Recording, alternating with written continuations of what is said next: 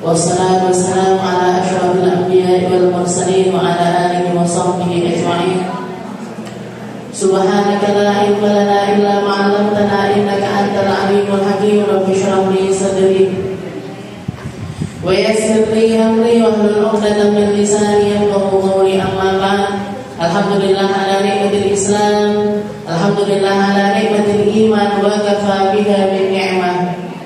Allahumma barik lana fi Rajab wa Sya'ban, wa ballighna Ramadan, wa ballighna Ramadan, wa ballighna Ramadan, wa a'inna nas-siyam wal qiyam wa qira'atil Qur'an, wa qanni'na bil yasiri minal manam.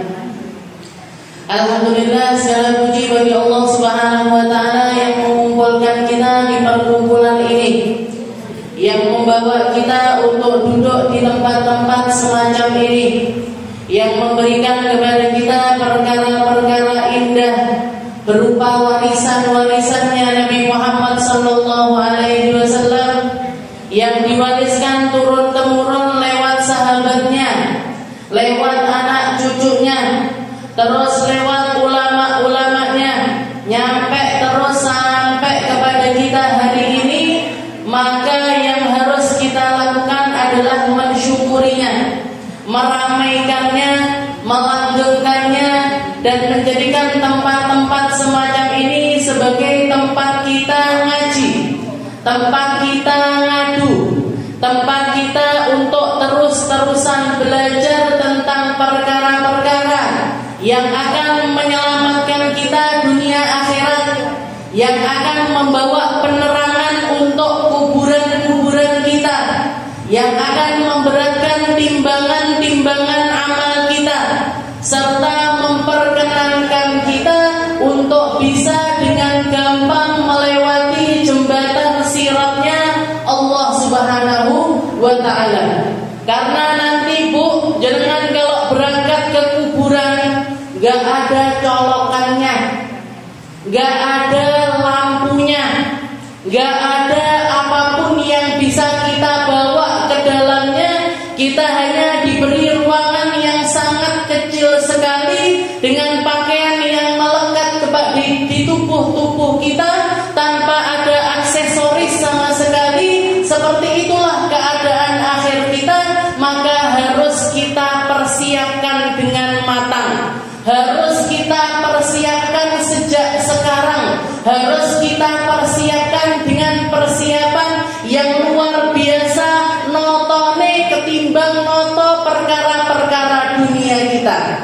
Karena seperti apa caranya nata? Ya dengan kumpulan-kumpulan semacam ini, dengan bacaan Al-Quran kita, dengan bacaan dzikir kita, dengan bacaan tahlil kita. Kita semuanya berharap, ya Allah, mugi-mugi ini nanti jadi penerang kubur saya, jadi peluas kuburan saya, menjadikan kuburan saya ini raudhatun min riyadil jannah wa laisa hufratun min hufarin niron. Karena Nabi Muhammad mengatakan kubur setiap orang itu kalau tidak taman-taman surga, ya lubang-lubangnya neraka. Kalau enggak taman surga, ya lubangnya neraka. Kita enggak pengen ada di dalam kubangan neraka, apalagi ada di dalam tempat yang mengerikan semacam itu. Tapi kita semuanya pengen kuburan kita ini luas, nikmat, terang, padang, enak untuk ditinggali sebelum nantinya nyampe ke tempat yang lebih nikmat lagi, yaitu surganya Allah Subhanahu wa ta'ala. Tempat-tempat semacam ini, kumpulan-kumpulan macam ini, teman-teman semacam ini, perkara-perkara semacam inilah yang akan menyelamatkan kita, bukan cuma di dunia Bu, tapi sampai akhirat. Di dunia jenengan sudah terselamatkan dengan adanya majelis-majelis semacam ini, sehingga tahu persis seperti apa ngisi waktu, seperti apa menghabiskan umur, seperti apa berjuang di jalannya Allah Ta'ala. Jenengan bayangkan kalau jenengan gak punya majelis semacam ini, kira-kira jam segini ini ngapain di rumah? Glundang-glundung, glundang-glundung, glundang-glundung. Kalau yang emak-emak ngenteni MasterChef di TV, ya, MasterChef benar. Kalau enggak gitu scroll Instagram ataupun juga TikTok, ngelihat orang joget-joget, ngelihat orang masak-masak, ngelihat orang begini begitu dan lain sebagainya, itu baru di dunia. Kita sudah bisa merasakan manfaatnya majelis ini. Kita sudah bisa merasakan terselamatkannya waktu kita di sini. Karena kalau kita nggak punya tempat-tempat semacam ini, entah kita mau ngisi waktu kita ini dengan apa. Kalau ndak kembaran jilbab baju di tempat kayak gini, jenengan bakalan kembaran baju di tempat yang lainnya. Nggih. Moro ning gone warung kene ijo-ijo ya klambine. Cekrek sana, pindah sing kene enek uite, pindah sing kono enek lampune, pindah sing kono gambare apik, ngene. Nggih. Model-model seperti itu. Ya seperti itulah kehidupan manusia. Kalau kita enggak menyelamatkan diri kita, kita akan terseret arus. Kita akan terseret arus seperti yang dikatakan oleh Nabi Muhammad SAW. Sayati alaikum zaman, akan datang kepadamu satu zaman di mana orang kafir itu menjadi dominan atas kalian, menguasai hidupnya kalian, menentukan tentang perkara-perkara kalian. Mereka menciptakan tren-tren, mereka menciptakan sesuatu yang viral, mereka menciptakan sesuatu untuk melenakan manusia dari nabinya, dari Tuhannya, dari surganya, melenakan mereka dengan perkara-perkara yang tidak bermanfaat, melenakan mereka untuk menghabiskan usianya di dalam perkara-perkara yang dimurkai oleh Allah Subhanahu wa ta'ala. Bahkan sampai dikatakan oleh Nabi Muhammad, misalkan orang kafir, orang Yahudi nyuruh mereka untuk masuk ke dalam lubang beruang sekalipun, mereka akan mengikuti perkara tersebut. Dikongkon mati, disuruh bunuh diri, disuruh untuk menghabisi nyawanya sendiri, mereka akan mengikuti apa yang diperintahkan oleh mereka. Sekarang sudah terjadi, Bu. Sekarang sudah terjadi. Orang lebih memilih pikirannya manusia ketimbang pikirannya Nabi Muhammad SAW. Mereka lebih memilih untuk menghabiskan waktunya di dalam perkara-perkara yang tidak bermanfaat ketimbang ngambil porsi-porsi dari warisannya Rasulullah SAW. Mereka lebih memilih untuk pergi ke tempat yang jauh, tamasya di tempat yang jauh, melakukan perkara-perkara ini itu dan lain sebagainya, dan sangat anti dengan warisannya Rasulullah SAW. Jenengan diselamatkan, jenengan dikumpulkan, jenengan dikasih wadah, dan wadah ini adalah wadah warisan dari nenek moyang kita, orang tua-tua kita.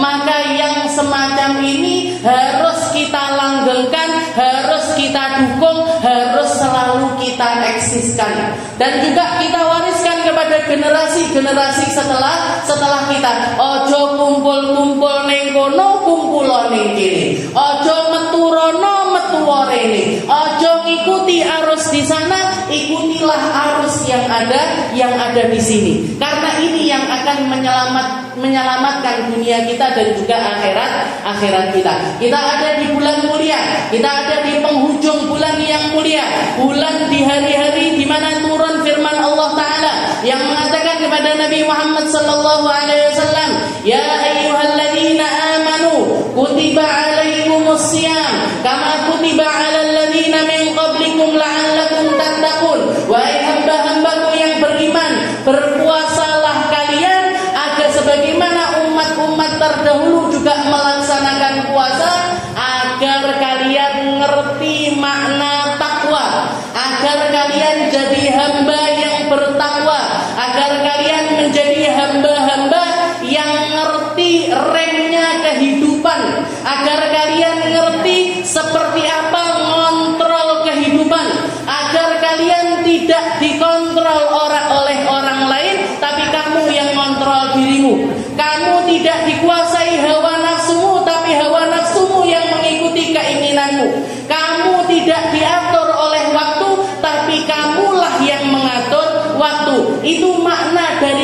ketakwaan, Bu, rem. Jadi kalau mobil itu takwa itu adalah rem. Tahu kapan berhenti, tahu kapan menang, tahu kapan diem, tahu kapan mengatakan sudah cukup untuk saya. Itu makna takwa. Allah Ta'ala memerintahkan kepada Nabi Muhammad di sekitaran bulan Sya'ban semacam ini. Di tahun kedua dari hijrahnya Nabi Muhammad SAW dari Mekah menuju Madinah. Di Madinah tahun kedua turun ayat perintah untuk melaksanakan puasa. Dan Allah Ta'ala menggunakan kalimat ya ayyuhalladzina amanu, wahai hamba-hambaku yang beriman, berpuasalah. Karena orang-orang terdahulu juga berpuasa, la'allakum tattaqun, agar kalian jadi hamba yang bertakwa. Agar kalian menjadi hamba yang tahu gimana caranya ngontrol diri. Karena puasa itu sendiri artinya adalah al-imsak, artinya adalah nahan diri, nahan sesuatu yang sebenarnya boleh, halal, bisa untuk kita konsumsi, tapi sama Allah Ta'ala, puasalah agar kamu tidak dikendalikan oleh makanan tersebut, tapi kamu yang mengendalikan makanan. Berhentilah minum agar kamu ngerti gimana rasanya orang-orang yang sehari-hari itu minum sulit untuk mereka, makan sulit untuk mereka, agar nuranimu terlatih dan nuranimu tahu persis, tahu yang namanya empati satu sama lain. Ini yang diperintahkan oleh Allah Ta'ala kepada Nabi kita Nabi Muhammad Sallallahu Alaihi Wasallam. Setelah itu Nabi Muhammad juga mengatakan as-salah ila salah, wal jum'ah ila jum'ah, wa ramadan ila ramadan, mukaffaratun lima bainahunna, majtunibatil kabair. Katanya Nabi Muhammad, antara salat satu dengan salat yang lain, antara Jumat satu dengan Jumat yang lain, serta Ramadan satu dengan Ramadan yang lainnya, mukaffaratun lima bainahunna, menjadi penggugur dosa-dosa yang ada di antaranya selama kita menghindari dosa-dosa yang besar. Jadi kalau kita diperkenankan sama Allah Ta'ala untuk ketemu sama Ramadan berikutnya, ini besar kemungkinan kesalahan-kesalahan kita antara Ramadan kemarin dengan Ramadan sekarang dihapuskan sama Allah Ta'ala selagi kita menghindari dosa-dosa besar. Jadi kayak syuhnah, kayak semacam chargernya Allah Ta'ala, semacam pengisi daya yang kalau kita mengisinya secara benar akan cukup untuk mengisi daya iman kita sampai Ramadan berikutnya lagi. Nabi Muhammad SAW gak pernah minta panjang umur, Bu. Makanya beliau gak panjang umurnya. Nabi Muhammad seumur hidup gak pernah minta, ya Allah panjangkan umur saya, milik delok anakku mantu, tidak pernah. Ya Allah panjangkan umur saya, milik nimang cucu, tidak pernah. Ya Allah panjangkan umur saya, arep buka usaha baru, tidak pernah. Tidak pernah. Nabi Muhammad tidak pernah minta panjang umur dari Allah Ta'ala. Makanya kalau kita lihat usianya Nabi Muhammad itu enggak panjang-panjang banget. Beliau meninggal di usia 63 tahun. 63 tahun usia Hijriah, tapi kalau usia Masehi umurnya Nabi 61 tahun. Jadi mek 61 tahun, Bu. Nggih, kakek setahun karo umure abine ulun. Nggih. Jadi cuman sekitar 1 tahun. Cuman 61 tahun usianya Rasulullah SAW. Karena memang beliau enggak pernah minta panjang umur. Karena panjangnya umur itu enggak penting. Banyaknya angka umur itu enggak penting. Karena yang penting dari segala sesuatu itu adalah keberkahannya.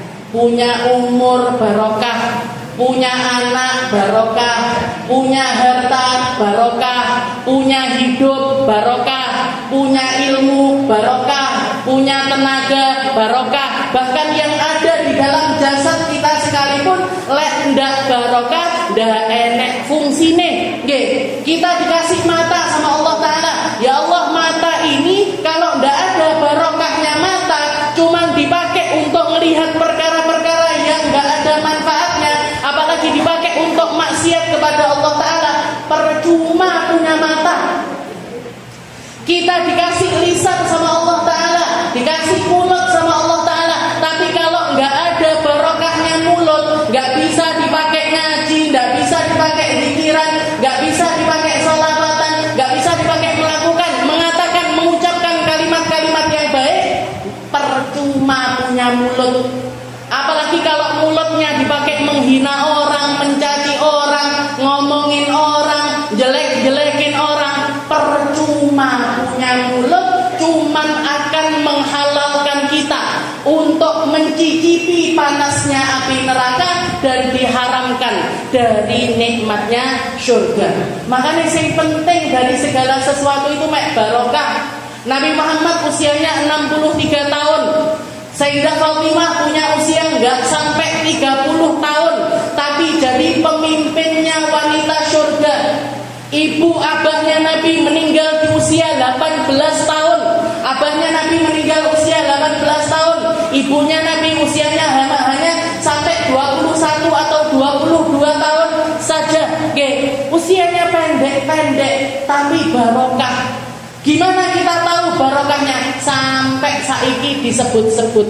Bapake Nabi jenenge Abdullah, ibunya Nabi namanya Aminah. Bahkan masih banyak orang yang pengen tabarukan dengan beliau-beliau. Kalau punya anak laki dikasih nama Abdullah, punya anak perempuan dikasih nama Aminah. Bennya kok ben koyok Sayyidah Aminah, ben koyok abai Nabi yang namanya Abdullah. Berarti apa? Hidupnya barokah. Hidupnya barokah. Nabi Muhammad gak pernah minta panjang umur, tapi setiap kali masuk bulan Rajab, setiap kali masuk bulan Rajab, beliau minta sama Allah Ta'ala, Allahumma barik lana fi Rajab wa Sya'ban wa ballighna Ramadan. Ya Allah, berkahi Rajab saya, berkahi Sya'ban saya, panjangkan umur saya. Nggak minta panjang banget sampai tahun depan, sampai 2 tahun depan, sampai 3 tahun depan, enggak. Panjangkan umur saya sampai ketemu Ramadan. Wa ballighna Ramadan. Sampaikan umur saya sampai Ramadan ya Allah. Biar ngelihat anugerahnya Allah, biar ngelihat ampunannya Allah, biar ngelihat betapa Allah Ta'ala kalau mau menghadiahkan sesuatu kepada hambanya, kepada manusia, kepada umatnya, Allah Ta'ala gak pernah eman, gak pernah hitung-hitungan. Satu sholat fardunya kita di bulan Ramadan diganjar 70 kali lipat. Pahala sunnah kita diganjar setara dengan pahala wajib. Itu minimal, Bu. Kalau ditambahi ikhlas, ditambahi cinta, ditambahi senang, ditambahi tulus, ditambahi perkara-perkara indah yang nunjang dengan kebaikan amal tersebut, akan dilipat gandakan luar biasa tanpa hitung-hitungan dari Allah Subhanahu wa Ta'ala. Yang bahkan Allah Ta'ala mengatakan di dalam hadis qudsinya, ya malaikati ashidu, wahai para malaikatku, saksikanlah ini hamba-hambaku, taraku ta'amahum wa syarabahum wa syahwatahum, mereka meninggalkan makan minum syahwat mereka min ajli, karena aku, karena Allah Ta'ala. Fa'ashidu ya malaikati fa'innahum indi kaba'dikum, mereka di sisiku setara dengan kalian semuanya. Jadi manusia diangkat sampai setara dengan malaikat. Manusia diangkat setara dengan para hamba-hamba yang gak pernah maksiat dan selalu taat kepada Allah Subhanahu wa Ta'ala. Itu perkataannya Allah Ta'ala, pamernya Allah Ta'ala kepada malaikat. Innahum indi kaba'dikum. Makanya setiap kali masuk bulan Ramadan kita butuh persiapan. butuh yang namanya wujha, butuh yang namanya pelurusan niat, butuh yang namanya nata maksud, butuh yang namanya ngasih porsi-porsi dari setiap amal-amal yang ingin kita raih di bulan Ramadan nanti, karena Nabi Muhammad begitu perhatian dengan Ramadan. Orang-orang yang melalui Ramadan, ya Ramadan, ya Ramadan, poso, buka, sahur, cuman gitu aja berlalu seperti itu saja, maka mereka tergolong di dalam golongan hamba-hamba yang dikatakan oleh para malaikat. Nah, malaikat Jibril doa, Nabi Muhammad mengaminkan, ya Muhammad, man adraka Ramadan falam yughfar lah. Wahai Muhammad, kalau ada orang masuk bulan Ramadan tidak dapat ampunannya Allah, tidak dapat rahmatnya Allah, tidak kebagian perkara-perkara indah dari Allah Ta'ala, abghadahullahu alaihi wa ashaqahu. Mereka masuk di dalam golongan yang dimurkai sama Allah.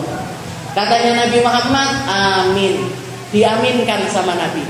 Kenapa? Karena saking parahnya, kalau ada orang ketemu sama Ramadan tapi di dalam hatinya tidak ada kerentek sama sekali, yang dipikirkan cuma engko bukane apa ya, sahure apa ya, aku arep masak pola, aku arep masak iki, aku arep noto meja koyo ngene, nanti kalau lebaran rumahku gordene arep tak warna ngene, aku gumbaran kelambi karo anak-anakku, bojoku, saiki sing ngetren warnane apa ya. Cuman gitu-gitu aja, cuman yang kelihatan aja, cuman yang nampak aja.